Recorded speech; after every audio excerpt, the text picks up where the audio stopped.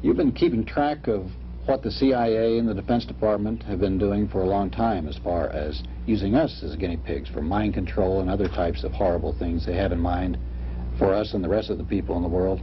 What are some of them? Well, it started out basically with the CIA doing experimentations on their own men to discover if they could get rid of agents who were going to quit the department and still had classified information. So they utilized different types of drugs and pain and hypnosis and electric shock to try and get the guys to forget. Then they also did experimentations to using different chemicals to see if you can induce a person to commit a crime or induce him to do that or to do this. Of course, the CIA claimed that it didn't carry it through.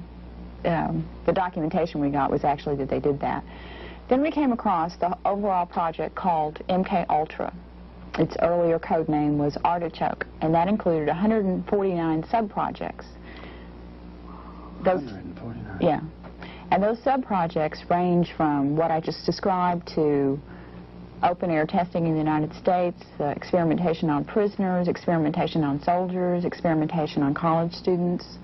Would these people know they were being experimented on and gave their approval? No, except for the quote-unquote voluntary Army soldiers. Oh, yeah. And the way the voluntary Army program worked is it started in 1959, and the guys were just told that they would be doing experimentation on new weapons, right? And then they get to Fort Detrick, Maryland, where the experimentation was done, and find out that they were going to be doing it on drugs and chemicals. But they were never told what they would be experimented on.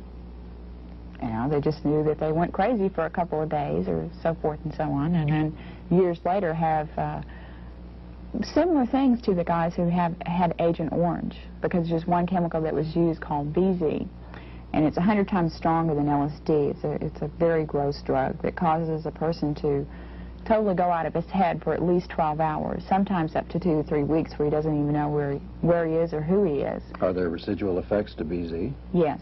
Now, the Army at first said that they'd done testing to discover it, and they said there weren't any residual results. It's harmless. It's harmless. They always say that. Right. And we did a campaign to find the soldiers who had been experimented on, and we found approximately 40 in the U.S., all of which have been experiencing extreme emotional and physical upset since that time, you know, with children with birth defects, the same sort of thing as Agent Orange. But the Army, as part of the CIA's experimentations, wanted to simulate chemical biological warfare attacks and to see what effect it would have on different Americans, how far it could go in, and so forth, and also test to see how they could use it on other countries. The different kinds of things that they did without the citizens' permission anytime on any of these tests was... Or even knowing about it. Oh, no. Right. Of course not. You know, they didn't even say they were going to do a test, you know. They experimented with the use of mosquitoes, where they just let tons of mosquitoes go in South Carolina. And just to test how far the mosquitoes would go, because they had the idea that maybe if they used a particular strain of mosquitoes in, say, Soviet Russia, then those guys aren't immune to yellow fever, because they don't have yellow fever there. Then Russia could be infected with an epidemic of yellow fever. But our guys were tested on it. Not the Russians were tested on it. We were tested on it. What other types of things did they drop in the air? They dropped a particular bacterium called, I can't pronounce it real well. That's right.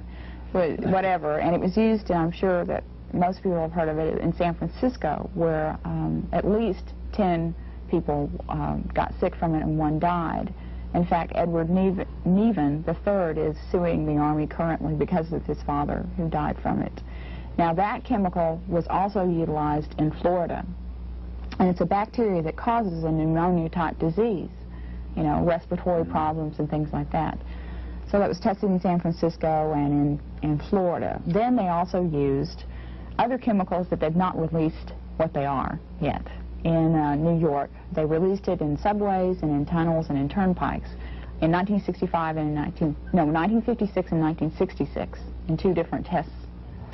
Then the major thing that they used after that was zinc cadmium sulfide, which the Army spokesman have again said is harmless.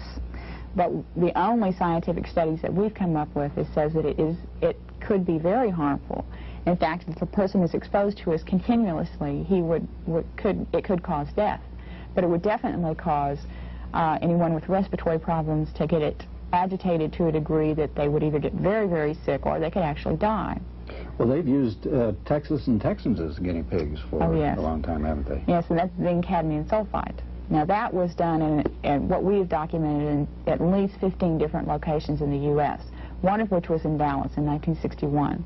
A series of 34 different tests were done off a TV tower where they blew it out to a very large area, and the whole test area went from Dallas all the way down to Killeen, Texas, which is a long way. It's like 160 miles. Well, Austin's been involved in one of these tests, too. Right. The other series of tests that we discovered with zinc cadmium sulfide was in the test area was described as from Corpus Christi up to San Antonio, Austin, and over to Houston. So it was that area. And they sprayed off jet bombers zinc cadmium sulfide by following the coastline, and then it would blow in to the coast. And then they set up samplers to see the concentration and how far it would go in. That was done in 1965 in that area. Then a year later, they did a similar type test, but this time the simulant used was 23 tons of glass beads and cork particles. Glass beads and cork particles, and we inhale these? Yeah. Yeah. Now, those wouldn't be as dangerous as zinc cadmium sulfide, but I don't think I'd want to breathe 23 tons of glass beads. No. So, and again, the thing is, now with these tests, we are currently trying to get Texas senators at least.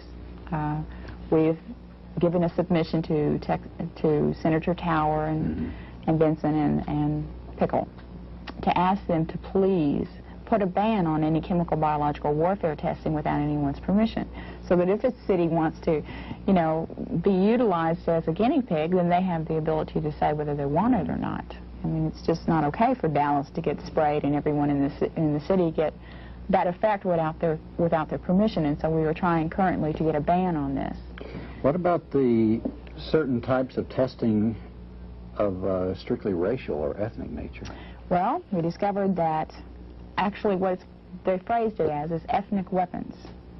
Now, in the United States, we've been able to document that Negro men were experimented on with LSD and other hallucinogenics who were either mental patients or prisoners.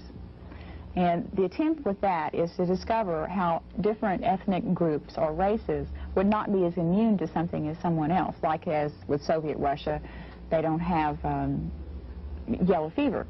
So those guys hadn't built up an immunity to yellow fever yet. So if you used a particular chemical in that area, then, say, Russians may not have that immunity and might get an epidemic that's real quick and then disable the country immediately. That reminds me back in the old days, the good old days, when the Army and all used to give the smallpox-infected blankets to the Indians. Right. We haven't really changed much, have we? Except we've gone on a mass-produced basis and have the ability to spread it throughout the whole world. The irresponsibility with it is what is the terrible thing, because the Army apparently felt like some of the guys are good guys, and they really probably felt that we need to do chemical biological warfare tests to make sure we don't get attacked on this. I mean, what if Russia came over here and did a chemical, you know, sprayed a chemical in the United States? What would happen? But who was responsible for telling the Army that that chemical was safe? I mean, that has never been in any of the documentation. Who was responsible for saying that BZ, which is an extremely dangerous drug, could be used on our soldiers? Who said it was okay to use Agent Orange and that it was harmless? You know, those guys cannot be found. They're not in the documentation. You can find out about all the tests, and then, of course, you go to the Army because the Army conducted the test. But who in the Army said it was okay? And that's what I think is the thing that must be found out, because those individuals, I think, should be prosecuted. It was a criminal. It was a criminal thing. It shouldn't have been done.